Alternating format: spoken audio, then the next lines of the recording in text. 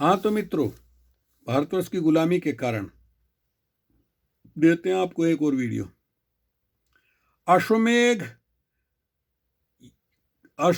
यज्ञ अश्वमेध करने का अति लुभावना व पुण्यप्रद अवसर प्राप्त करने के लाल और कालिदास के यश विजिगीषुणाम अर्थात रघुवंश के राजा यश प्राप्त करने के लिए पास पड़ोस के राजाओं पर जीते प्राप्त किया करते थे।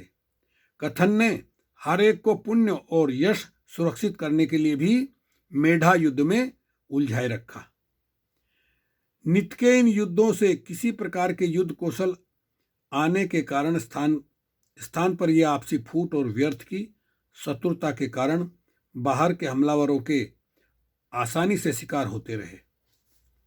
पांचवें जाति पाति के अनुसार लड़ना मरना क्योंकि केवल क्षत्रियों का धर्म था, अतः आम जनता अर्थात अन्य तीनों जातियों के लोग और दूसरे आचार्य एक तो लड़ने मरने व शास्त्रार्थ से दूर रखे जाते थे वह रहते थे, दूसरे ओर जातिगत भेदभाव के कारण क्षत्रिय जाति के उदय व पतन में कतई कोई रुचि नहीं हो सकती थी। यह भावना प्रधान थी कि जिसका काम उसी को साजे और करे तो मूर्ख बाजे और करे तो उल्टा बाजे। इसे गीता ने धार्मिक लबादा ओढ़ा रखा था।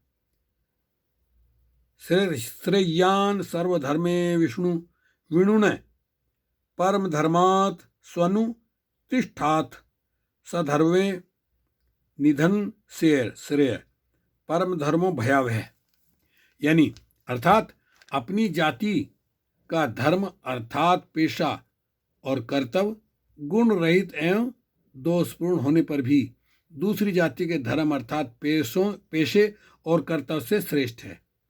अपनी जाति का पेशा और कर्तव्य निभाना चाहिए, वैसा करते हुए मरना भी भला है, परंतु दूसरी जाति का पेशा व कर्तव्य अपनाना कदापि श्रेयकर नहीं हो सकता।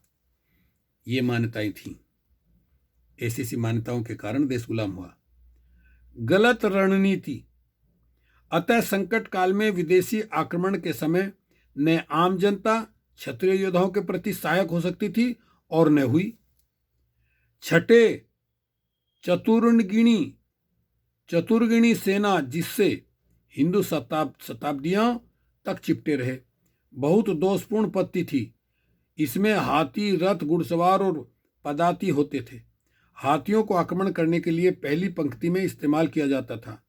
ये भारी भरकम होने के कारण एक तो स्फूर्ति से काम नहीं करते थे, दूसरे जब आगे से मार पड़ती थी तब वे अपनी सेना को रोनते हुए मैदान भाग खड़े होते थे।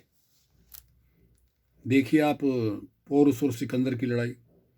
इसके विपरीत विदेशी हमलावर घोड़ों के कारण तेजी से हमला करते थे और स्फूर्ति से इधर उधर भाग दौड़ सकते थे।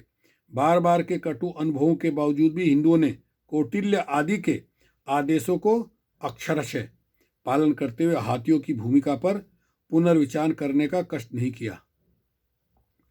वैसे ओएल लरूस का मत है कि घोड़े बाहर से मंगवाने पड़ते थे, जबकि हाथी यहीं मिल जाने के कारण घोड़े थोड़े महंगे पड़ते थे। अतः हिंदू सस्ते होने के कारण हाथियों से चिपटे रहे। हिंदुओं की चतुरंगनी का चौथा अंग पदाती सेना सदा कमजोर रही।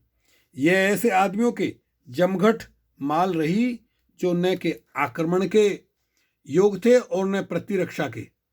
भारतीय सेना के एक इतिहास लेखक पीसी चक्रवर्ती का कहना है कि हिंदुओं की पदाती सेना सदा दूसरे दर्जे की रही। ईसा पूर्व चौथी शताब्दी में ईसा की 12वीं शताब्दी तक के 1600 सालों में पदाती सेना को न तो उचित दर्जा देकर उसे सेना का केंद्र बिंदु बनाने की कोशिश की गई और न ही मजबूत प्रतिरक्षा शक्ति के रूप में उसे विकसित करने का प्रयास हुआ, जैसे कि यूनान और रोम में हुआ था। सातवें, साझे शत्रु अर्थात विदेशी आक्रामक के मुकाबले में गठबंधन का सर्वथा अभाव रहा। हर राजा और सेना नायक अपने को दुनिया का अद्वितीय महावीर समझते हुए कभी यह स्वीकार करना नहीं चाहता था कि वह अकेला हमलावर का मुकाबला नहीं कर सकेगा। अतः वे एक दूसरे के आगे शत्रु का मिलकर मुकाबला करने का प्रस्ताव रखने से बचते थे। उन्हें लगता था कि जो भी इस तरह की बात करेगा वह अपने मुंह से अपनी कमजोरी दूसरों के सामने मान रहा होगा। तब कभी मरता क्या ना करता की स्थिति में गठबंधन करने की सोची गई। तब भी कोई विशेष सफलता नहीं मिली, क्योंकि यह सब कुछ आधे मन से किया जा रहा था। सिकंदर के मुकाबले में मालवों और शूद्र को ने संयुक्त रूप से लोहा लेने की सोची थी, लेकिन वे सोचते ही रह गए और उधर सिकंदर ने हमला करके शूद्र को आत्मस्मरण के लिए विवश कर दिया।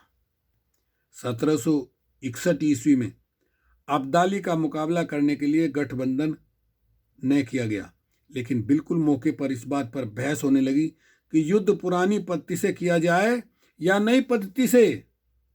संक्षेप में हम कह सकते हैं कि हिंदू शांति प्रिय नहीं रहे।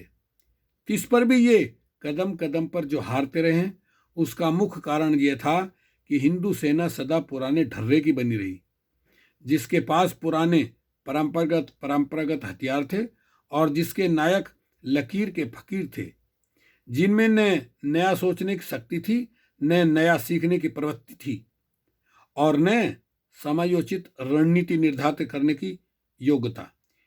ये हारे हिंदू सिपाही की नहीं, बल्कि हिंदू सेना नायकों और हिंदू धर्माचार्यों व विद्वानों, जिन्होंने युद्ध केवल क्षत्रियों तक सीमित कर दिया, की हारें थीं।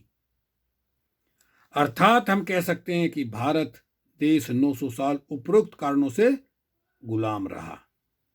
एक और लेखक डॉक्टर सुरेंद्र शर्मा अज्ञात द्वारा ये सरिता जून 1985 से उद्धृत है ये लेख।